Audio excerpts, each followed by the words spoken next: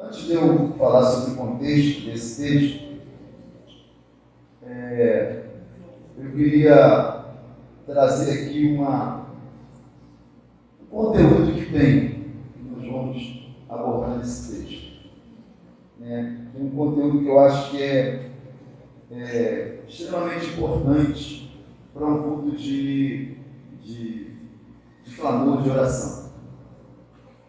E diz respeito ao conteúdo da profundidade da nossa alma. Qual é o conteúdo e a profundidade da nossa alma tem? E por que nós vamos falar disso? Porque o texto que nós vamos abordar aqui hoje, nós abordaremos ele sobre a ótica da maturidade espiritual, a necessidade do crente amadurecer espiritualmente, estar versado mesmo, estar pronto mesmo para uma peleja, para uma batalha, na qual ele vai aprender aquela peleja, aquela batalha, ele vai enfrentar aquilo, mas vai enfrentar com a capacidade de vencer aquela peleja, aquela batalha. E maturidade cristã não tem a ver com o tempo, tem a ver com a disposição que eu e você temos de nos transformar, de mudarmos. E para mudar, esse conteúdo que está lá na profundidade da nossa alma, ele vai ter que ser mudado. A gente não vai poder ficar com ele lá intacto, guardadinho do jeito que ele está. Vou dar um exemplo aqui, para a gente entender o que é conteúdo de profundidade de alma. Para um jovem, por exemplo, no que diz respeito à vitalidade, o conteúdo que está lá na profundidade da alma dele é a eternidade. Não vai morrer nunca. Ele acha que ele é eterno. Não pensa em morte. Se arrisca, ele não pensa em morte. Então, o conteúdo da profundidade da alma dele é a eternidade. Ele acha que é eterno. Mas não é, né? Ele sabe que não é.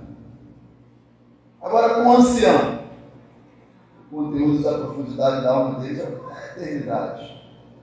Ele já, pensa em brevidade, que a vida é curta, que tem que ter alguns cuidados. E por isso, porque o conteúdo da profundidade da alma do jovem é a eternidade, que ela tem cuidado. Se arrisca, ele acha que não vai acontecer nada. Então ele vive do jeito que ele quer. Já o que está mais maduro, ele já sabe que não é assim. Então ele vai viver de forma diferente. Isso é só para a gente entender do que nós estamos falando.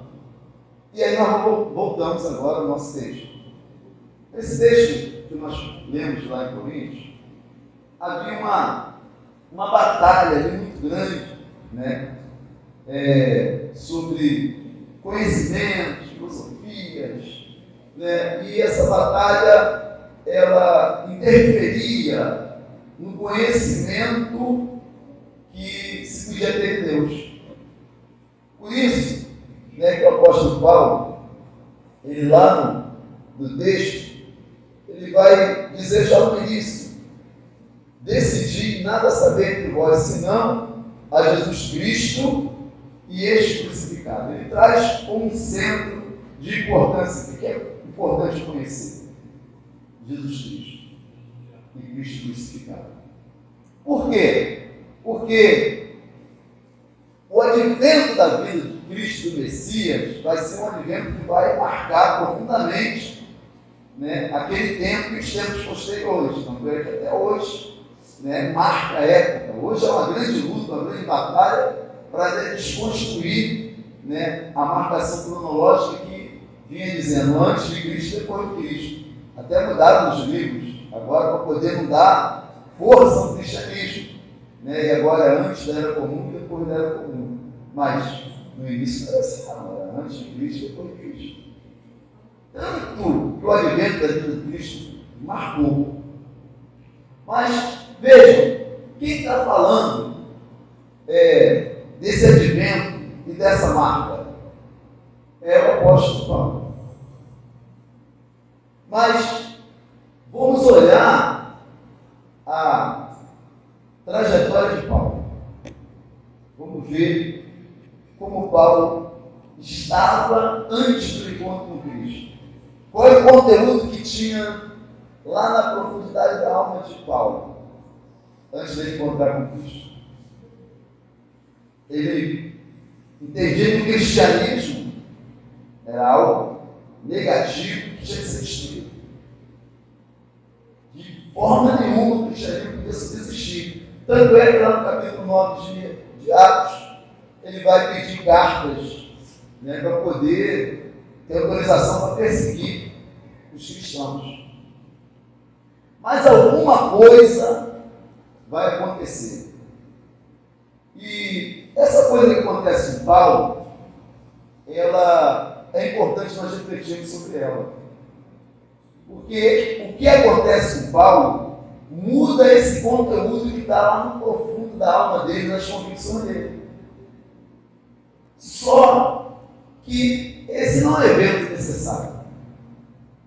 O que vai acontecer com Paulo? Paulo ele tem um encontro com Cristo. E aí, quando fala do encontro dele com Cristo, nós podemos entender também que todos nós temos encontro com Cristo. Mas ele tem um encontro com Cristo. O texto lá no capítulo 9 de Atos vai descrever esse encontro. E nesse encontro, ele sofre um abalo no físico, que vai fazer com que esse conteúdo de convicção dele profundo comece a mudar. Mas, mais uma vez, eu digo que isso não é evento necessário. Podia mudar sem isso. Da mesma forma, cada um de nós. E interessante que o texto, lá em Atos, vai dizer que ele tem um chamado da parte de Deus.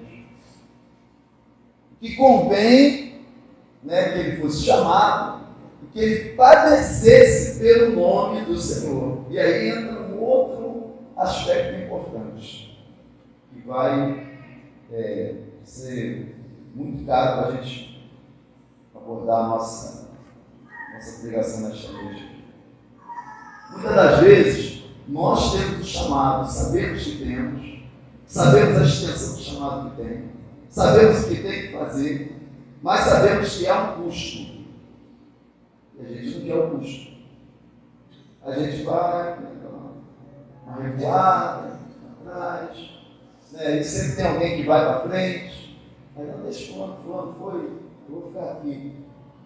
Não é assim.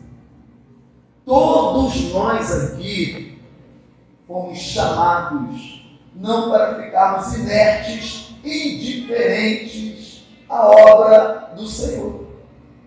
Nós fomos chamados para sermos usados de forma poderosa por Deus. Termos expressões dos dons espirituais, buscarmos os dons espirituais da parte do Senhor. Isso é algo que nós temos que fazer.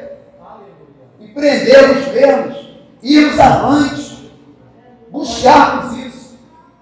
Por quê? Porque nós temos um mundo vasto, com muitas almas perecendo, necessitando de que nós exerçamos o chamado para o qual nós fomos convocados. Todos nós fomos convocados para esse chamado. E Paulo, ele teve a estrutura dele sacudida, para que as convicções que ele tem lá no íntimo, guardadas, elas fossem mudadas. Ele é um exemplo.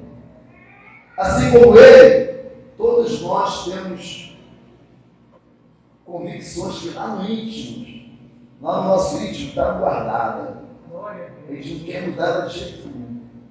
Só que para que Deus nos use, para que Deus trabalhe poderosamente através da nossa vida, essas convicções têm que ser mudadas. Por que elas têm que ser mudadas?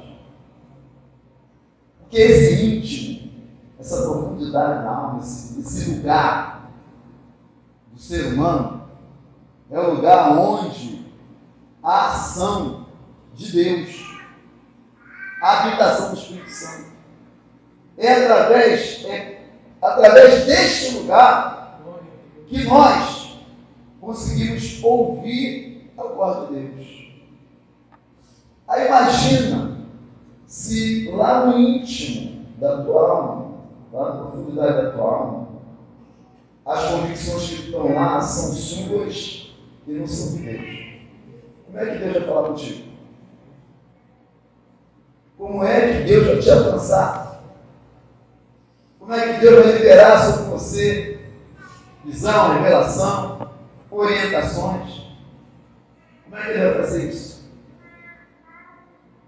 E esse íntimo, né, da nossa alma, para ele ser modificado, para ele ser mudado, os nossos hábitos também têm que ser mudados. Por quê, meus irmãos? Todo dia, lá no interior desse íntimo da nossa alma, há uma tentativa do adversário e do mundo, que a Bíblia diz que dá no maligno, de depositar algo lá que não seja da parte de Deus. É rede social. Aí você está lá com o teu celularzinho rodando na tela, aí aparece alguma coisa que, do ponto de vista bíblico, não é lícito. Se você parar e ficar meditando, olhando, degustando aquilo entra e vai para lá. Fica. Como ouvir Deus? Se esse conteúdo que entrou e ficou, não é dele, como é que ele vai se comunicar? Como é que ele vai ter parte contigo? Se lá no íntimo tem coisa que não deveria ter. Isso aí nos fala dos nossos hábitos, né? Porque nós estamos trocando hábitos. E por isso, uma igreja poderosa, ao longo do tempo, tem perdido essa expressão do poder e da ação de Deus. Porque é que nós precisamos e temos que ter prazer nisso. A Bíblia nos chama a atenção para ter prazer nisso. A palavra de Deus. O texto bíblico nos chama para isso.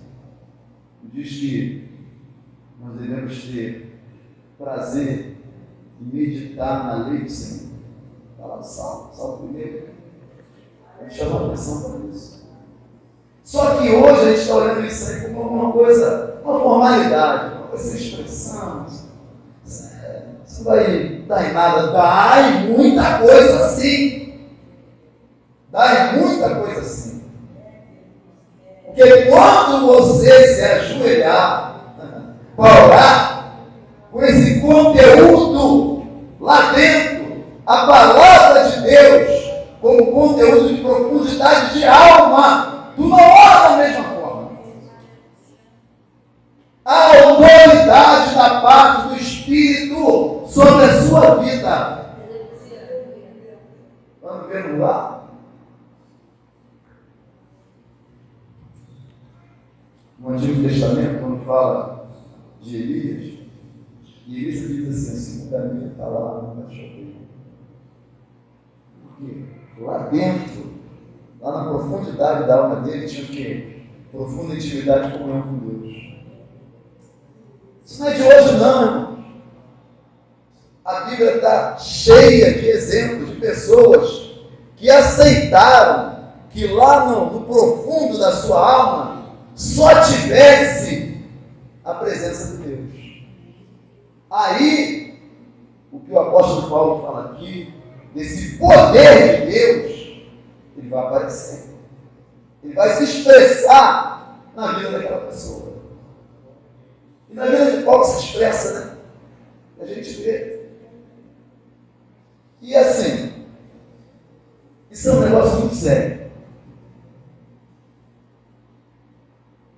Muitas das vezes a gente não medita na palavra de Deus como ela tem que ser meditada, com a importância que ela tem. E a importância da palavra de Deus é assim, é indescritível. A gente não medita da forma como tem que meditar. O capítulo 9 de Atos, de Paulo, a descrição inicial do capítulo mostra que Paulo é um perseguidor do Evangelho dos cristãos. Só que ali, o texto bíblico está nos mostrando um tipo de perseguidor. É um tipo só. Aquele que corre atrás, quer matar, quer fazer, quer acontecer. Mas ali é só um tipo. É só um exemplo. O que nós temos que entender ali? O que Paulo está fazendo? Ele está sendo contra a vontade de Deus. Não é mesmo, ele é contra a vontade de Deus. Deus quer que a palavra seja propagada, vidas conheçam o único Deus, se rendam aos pés de Cristo, que tudo isso aconteça. E Paulo é contra isso.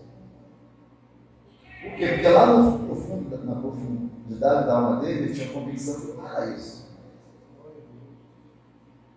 Mas, toda vez que o comportamento, nosso comportamento, ele é contrário a que a vontade de Deus seja feita, nós nos enquadramos no mesmo texto. Nós estamos sendo perseguidores da obra. Eu posso vir para a casa do Senhor, e alegrar. Salmo sempre chama atenção para isso. Me chama de entrar nos átrios do Senhor, com hino de adoração, de louvor a Deus, dizendo que Ele é santo, que Ele é grandioso, que Ele é poderoso, que Ele pode todas as coisas. A palavra nos chama atenção para isso. E se eu não fizer isso? Eu estou sendo favorável à palavra e à obra? É simples. Não. Então eu estou promovendo a obra de Deus? Não. Eu estou enquadrado no texto de Atos 9? Estou. Eu poderia vir para a casa do Senhor, vir cultuar. Não vou vir não. Isso acontece muito, vamos falar aqui. Nós temos um filme tal, tem um programa tal, tem não sei o quê, vou ficar lá para assistir. Eu estou operando com a obra do Senhor? Não. Estou enquadrado no texto também. Envolvimento, porque nós ficamos aqui hoje 1h30, Mas o nosso culto a Deus não é de 1h30, ele é de 24 horas. Então eu tenho que estar 24 horas envolvido com Ele. Se eu não estou 24 horas envolvido com Ele, então eu também não estou promovendo o reino, a obra de Deus. Nesse sentido, vou me enquadrar também. Meus irmãos, isso que eu estou trazendo aqui é porque Deus quer uma igreja poderosa. E a igreja não é as paredes, não. Somos nós. Quer que você olhe pelo enfermo, filho, ser curado. Quer que você esteja lá na sua casa, e Deus te deu um estranhamento. Mas você, o que é isso? Aí você já para, está acontecendo alguma coisa. Para dentro daquela concentrada, o Espírito comunga com você, te diz o que está acontecendo, tu ajoelha a hora, intercede por aquilo, uma conexão contínua. Conosco 24 horas por dia. Não é quando nós vemos no culto, 10, 24 horas. Por quê? Porque nós precisamos ter experiência com Deus. Nossa tradição, a Assembleia Sobretudo, ela tem como base essa experiência profunda com Deus através da ação do Espírito Santo na vida de cada um de nós. Se nós olharmos, a história recente da nossa igreja, uma igreja poderosa em oração, pessoas usadas poderosamente nos dons. Mas por que isso acontecia? Porque essas pessoas estavam focadas em Deus. Elas abriam mão de outras coisas, não comungavam com outras coisas, não contemplavam outras coisas, Porque o foco central delas era a intimidade e a comunhão com Deus. Através de orações contínuas, através de leitura bíblica, através de jejum, consagração, um diferencial que atuava poderosamente na vida de cada crente. Pessoas eram batizadas do Espírito Santo, pessoas eram libertas, né, do poder das trevas, através de servos e servas que iam lá, oravam, ministravam, visitavam, se doavam para Deus. E essas pessoas que têm que se lançam na presença de Deus, se deixam ser usadas por Deus, elas são diferenciadas onde elas estão. Local de trabalho começa a ser diferenciado. As pessoas começam a chegar, pedir oração, pedir orientação, pedir aconselhamento. Por quê? Porque a presença de Deus está sobre a vida. E há uma urgência mesmo, um chamado a que todos nós, independentemente de quem nós sejamos conscientes disso. Não vamos ficar na letargia, não. Diante de Deus, nós somos filhos, coerdeiros com Cristo. Então busquemos, né, essa ação poderosa do Espírito Santo na vida de cada um de nós. Temos essa faculdade, esse direito, só precisamos acessar. E o texto, né, que nós abordamos, que fala sobre o apóstolo Paulo, ele vai tratar disso, né?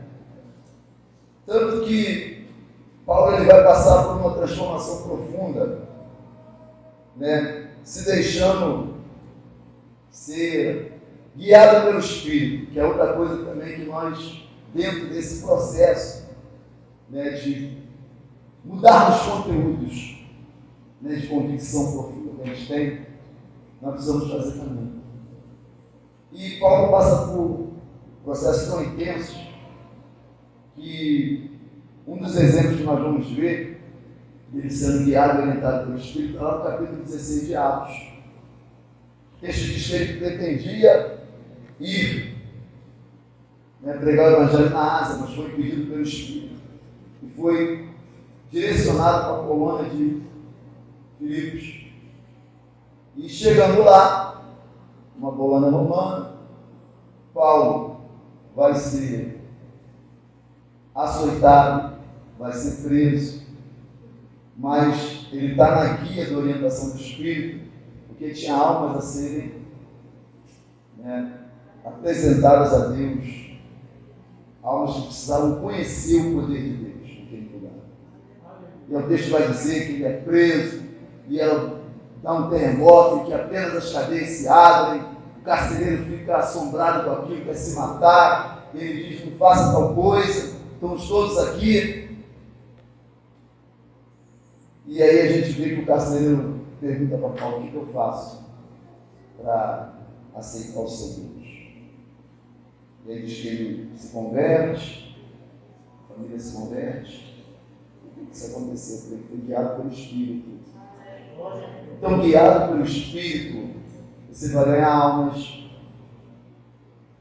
você vai ter o poder de Deus sobre a sua vida para orar com a autoridade do Espírito e situações serem mudadas pelo poder do Espírito Santo de Deus.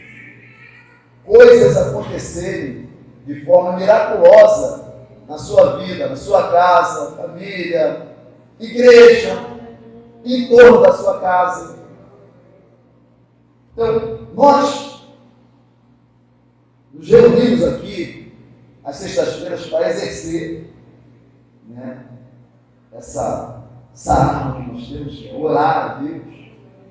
E também sermos conscientes de ferramentas que estão disponíveis para que nós amadureçamos, cresçamos na presença de Deus.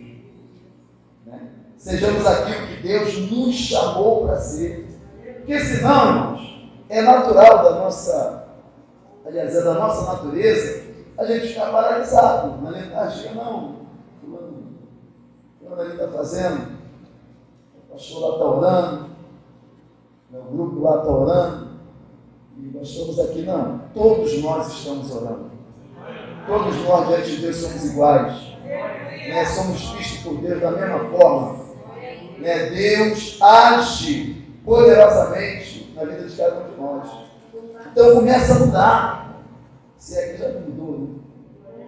Então começa a ter uma rotina de parada de oração no interior da sua casa, leitura bíblica. Creia que essas ferramentas são poderosas e que elas, né, fazem mudanças, não só no nosso entorno, mas na gente também. Que a cada situação que nós vivemos e nós superamos em Deus através, né, da oração, do jejum, da consagração, né, nós vamos ter experiências novas e vamos amadurecendo o relacionamento com Deus. Mas para isso, eu fecho aqui, as convicções que nós temos lá no interior, no nosso interior, elas têm que ser mudadas. E o que muda as convicções interiores que nós temos é a palavra de Deus.